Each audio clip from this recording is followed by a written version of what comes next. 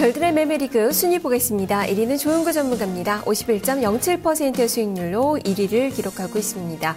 2위는 이승준 전문가입니다. 수익률이 9%가량 좀 증가가 되면서 35.02% 수익률로 2위로 등극을 했습니다. 3위는 박승영 전문가 27.74% 수익률 기록이 되고 있습니다. 4위는 김석철 전문가로 16.56% 수익률로 수익률이 조금 더 증가된 상황입니다. 자, 이어서 5위에서 8위까지의 순위입니다. 5위는 이원용 전문가 8.6% 수익률, 김정수 전문가 그 뒤를 따라서 6.14% 수익률 집계가 되고 있습니다. 손기현 전문가가 2%대 수익률 유지가 되면서 7위를 차지하고 있고 이재호 전문가는 손실폭을 줄이고 있습니다. 네, 100일 동안 100% 수익률에 도전하는 프로젝트인데요. 지금 거의 막바지 국면에 좀 다다르고 있는 그 상황입니다. 2, 3위의 순위가 바뀌었습니다. 3위를 차지하고 있는 박승영 전문가 오늘 만나보겠습니다. 전문가님 안녕하세요. 네, 안녕하세요. 네, 어제 오후에 뵀을 때는 매매가 없으셨는데요. 어떻게 마감 때까지 그대로 유지를 하셨나요? 네, 어제는 특별하게 매매는 없었고 기존에 갖고 있었던 종목군들을 그냥 들고서 하루를 좀 넘겼습니다. 네, 매매는 최근에 어떤 관점을 하고 계세요? 일단 최근에 그 전반적으로 봤을 때는 시장도 지지부진하고 전체적인 흐름은 이제 중소형 섹터 쪽이 좀 유리하지 않을까라고 좀 판단을 해서 중소형 좀 섹터들을 좀 매수를 했는데 특별하게 뭐 종목들이 움직이지 않고 있고 일단 변화의 조짐이 좀 오늘 정도는 나타나지 않을까라고 좀 판단하고 있는데요. 그래서 일단은 좀 종목을 매수하고 며칠 좀 지켜보는 단계다 이렇게 좀 말씀드립니다. 예, 그러면 어떤 종목을 또 가지고 계시는지 종목을 잠시 보도록 하겠습니다. 박수영 전문가의 보유 현황입니다. 현재 박수영 전문가 세 종목을 보유하고 있습니다. 루미마이크로 30% 비중입니다. HLB 40% 육박하는 비중이고요. 오진플라임이 30% 정도의 이 비중을 차지를 하고 있습니다. 자, 이 중에서 보니까 지금 오진플라임이 유일하게 손실 구간이네요. 지금 어제 닷새마다 양봉이 나오면서 21선을 지지하는 그 모습이 나타나고 있긴 한데 오늘 좀 반등이 나와줘야 할 것 같아요. 그렇죠. 예, 그 중요한 자리가 사실 어제였는데 일단 양봉으로 마감을 했고 21선에서 일단 지지하면서 마감을 했습니다. 우진프라임의 경우에는 뭐 청산가치 PBR 같은 게 0.73이니까 1배 수준이 안 되고 있고 예상 그 4분기까지 실적을 좀 보게 된다면 PER 퍼가 7.8, 8배수가 좀 안 되는 저평가 종목이기 때문에 최근에 좀 부각이 되면서 반등이 좀 올라온 종목입니다. 최근 이제 그 공장도 이제 충국 쪽으로 이전을 그 계획을 좀 하고 있는 종목이고 인천에 아마 그 공장 부지를 매각을 하게 되면 매각 차익도 아마 나오지 않을까 이런 모멘텀들이 주가의 어떤 원동력이 돼서 상승을 했는데 지금 조금 눌리는 구간인데요. 최근에 주가는 좀 거래량이 증가한 이후에 거래량이 조금 줄고는 있습니다만 아마 기술적인 변곡점에 임박했기 때문에 아마도 오늘의 어떤 방향성이 좀 나올 수 있는 종목이 아닌가 이렇게 좀 보고 있습니다. 네, 자 그러면 오늘 또 기대를 좀 해보도록 하겠습니다. 자 오늘 장에 대한 또 이야기 해보도록 하죠. 박수영 전문가의 체크포인트 3가지 화면을 통해서 알아보겠습니다. 하나, 북핵 리스크 악재 완화. 둘, 코스피 1950포인트 이하 외국인 수급 변화. 셋, 코스닥 상대적 강세. 이렇게 3가지 체크포인트 중에서 먼저 첫 번째, 북핵 리스크 악재 완화에 대해서 짚어보도록 하겠습니다. 자, 북핵 리스크 어제 이제 터졌는데 시장에는 큰 변화는 좀 없었어요. 많이 리스크는 오히려 이게 불확실성 해소로 좀 받아들이는 그런 분위기가 좀 나타나지 않을까 싶은데요. 네. 어떻게 봐야 될까요? 네, 완화라고 써야 되나 해소라고 좀 써야 되나 고민을 좀 많이 했는데요. 그 북핵 리스크가 완전히 해소됐다라고 보기에는 좀 아직 이른 것 같습니다. 물론 이제 국내 증시는 이미 좀 알려져 있는 악재였고 악재가 이제 터지자마자 시장은 조금 출렁거렸지만 예전과는 좀 다르게 변화가 좀 있었었죠. 그 크게 변동하기보다는 장중에 약간 미동을 좀 보였던 그 상황인데요.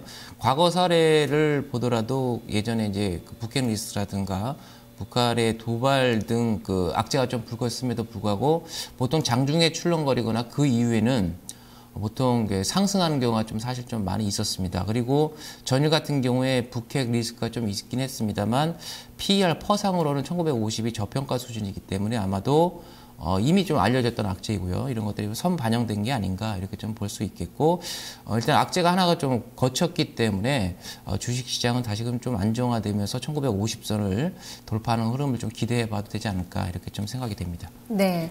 자, 그러면 이 부분에 대해서는 뭐 오늘 시장에서의까지의 영향력은 뭐 거의 없을 것이다라는 판단이신 거죠? 그렇죠. 예. 오늘 물론 이제 장중에 어떤 기사가, 악재성 기사가 좀 나오게 된다면 장중에 좀 출렁거릴 수도 있겠습니다만 이미 뭐 시장은 반영이 좀 충분히 되었다라는 관점을 보고 있기 때문에요. 크게 뭐 미동을 할 수 있는, 악재로 작용할 수 있는 부분은 아니지 않느냐 이렇게 좀 보여집니다. 알겠습니다. 다음은 또 두 번째 체크 포인트로 넘어가 보겠습니다. 코스피 1950포인트 이하 외국인 수급 변화.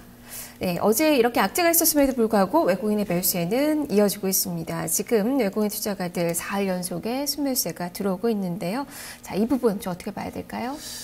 네, 최근 시장이 좀 상당히 좀 어려운 국면에 좀 들어가 있죠. 해외 증시하고 좀 디커플링 현상이 좀 계속 일어나고 있고, 국내 증시는 엔화 약세의 영향에 따라서 국내 수출주들에 대한 우려감 때문에 주식시장이 웬만한 회복을 좀 못하고 있는데, 뱅가드 물량 출해 부분 좀 우려가 됐고 1월 달에 충분히 좀 조정을 받았고요. 그렇지만 1950선 이하에서는 외국인의 변화가 조금씩 모색이 좀 되고 있다. 변화에 어떤 조짐이 좀 나타나고 있지 않느냐 이렇게 좀 판단이 됩니다. 전일 같은 경우에도 북핵 리스크가 좀 발발을 함에도 불구하고 외국인이 국내 주식시장뿐만이 아니라 채권시장에서도 순매수를 좀 보였다는 점은 한국 증시가 뭐 지정학 리스크도 좀 있긴 합니다만 역시 저평가 국면이라고 하는 지수 포인트 때는 1950 이하다. 이거는 외국인들도 이미 잘 알고 있는 지수 포인트라고 좀 보고 있고요. 1950 이하에서는 외국인들의 매도가 좀 둔화된다든가 오히려 순매수를 좀 보이고 있다는 점이 긍정적이라서 아마도 이제 외국인이 그 지수의 어떤 하락에 발목을 잡지는 않지 않을까. 1950 이하에서는 매도를 한다 하더라도 제한적이지 않을까 이렇게 좀 판단이 됩니다. 네, 외국인의 수급 변화도 긍정적이다. 북핵 리스크도 완화가 되고 있다. 이렇게 좀 긍정적인 말씀해 주셨는데요. 세 번째 체크 포인트로 넘어가 보겠습니다. 자, 세 번째 체크 포인트입니다. 코스닥 상대적 강세. 여기다가 이제 코스닥 시장이 최근에 상대적으로 강세 움직임을 보여주고 있다라는 그 시각이시군요. 어제 코스닥 시장은 좀 약보권 정도의 움직임을 좀 보여줬는데요. 그래도 좀 기대를 좀 해볼 수 있는 그런 움직임이 최근에 좀 나타나고 있어요. 네, 그렇습니다. 실질적으로 이제 지수가 1950선 이하에서는 저평가 국면이지만 사실 올라갈 수 있는 어떤 모멘텀이 코스피 시장에서나 뭐 코스닥 시장에서도 역시 마찬가지고요. 좀 나와줘야 되는데 모멘텀이 올라갈 수 있는 어떤 모멘텀은 그러니까 호재를 좀 찾아볼 건 별로 그렇게 썩 없는 것 같습니다. 물론 이제 14, 15일 날 G20 재무장관 회의를 비롯한 거기서 이제 어떤 얘기가 좀 나오느냐에 따라서 시장에 변동될 수 있는 요인은 남아 있겠습니다만 아직까지 시장을 좀 들어 올릴 수 있는 만한 호재가 좀 나오지 않는다는 점을 봤을 때는 시장이 그렇다면 어디에서 수익률 게임이 좀 전개가 될 수 있겠느냐 이 관점을 봤을 때 역시 뭐 실적이라는 측면을 보게 되면 실적하면 뭐 삼성전자의 어떤 중심이 지금 서 있고요. IT가 가장 실적이 좀 사사분기도 좋았기 때문에 역시 뭐 삼성전자에 납품하는 뭐 IT 부품이 주로 있는 코스닥의 뭐 기술주들, 특히 이제 IT 부품주들 이쪽을 좀 바라봐야 되지 않을까 이렇게 좀 보고 있습니다. 특히 이제 코스닥 쪽에서 그러면 상대적으로 누가 매수에 들어오느냐. 물론 개인들만 계속 매수를 한다고 한다면 기대는 상당히 좀 낮출 수밖에 없을 상황인데 투신의 최근 코스닥의 매매력들을 좀 보게 되면 최근 1월 달서부터 지수가 좀 올라왔을 때는 투신이 상대적으로 차익에 좀 나서고 있지만 오히려 지수가 하락했을 때는 투신권에서 매수에 좀 들어오고 있다는 점이 상당히 좀 긍정적이지 않을까 이렇게 좀 보고 있고요.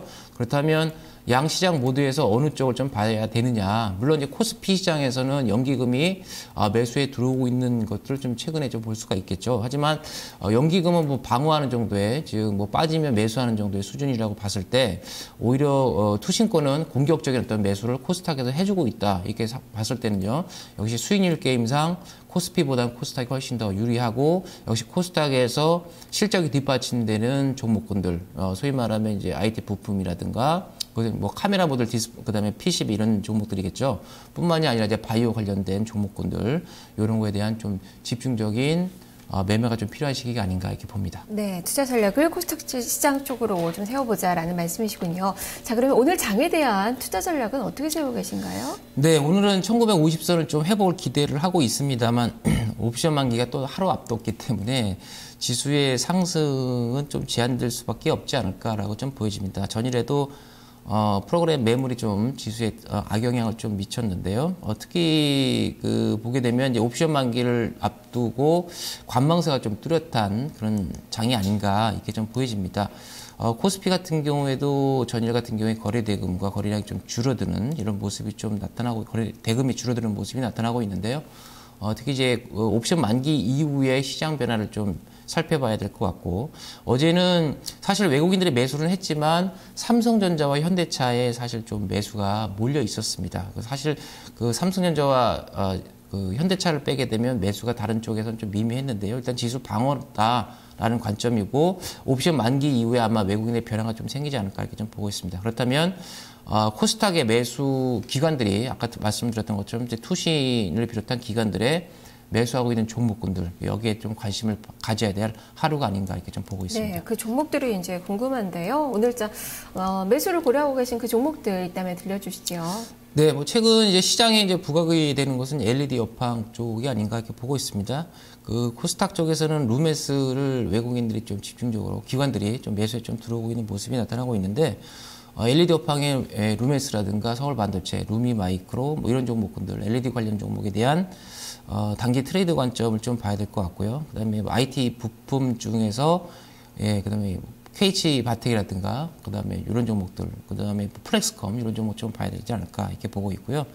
바이오 제약에서는 뭐 오스테임 임플란트라든가 휴비츠, 전일 뭐 CTC 바이오 같은 경우에 유상증자 때문에 좀 많이 빠지긴 했습니다만 그 외에 종목군들 바이오 종목에 대한 역시 뭐 아직까지도 관심을 좀 가져야 되지 않을까 이렇게 좀 말씀을 드립니다. 네, 다코스닥 시장에서 종목들이 구성이 됐네요. 말씀 잘 들었습니다. 네, 감사합니다. 자, 이렇게 박승효 전문가의 매매 전략 확인을 해봤습니다.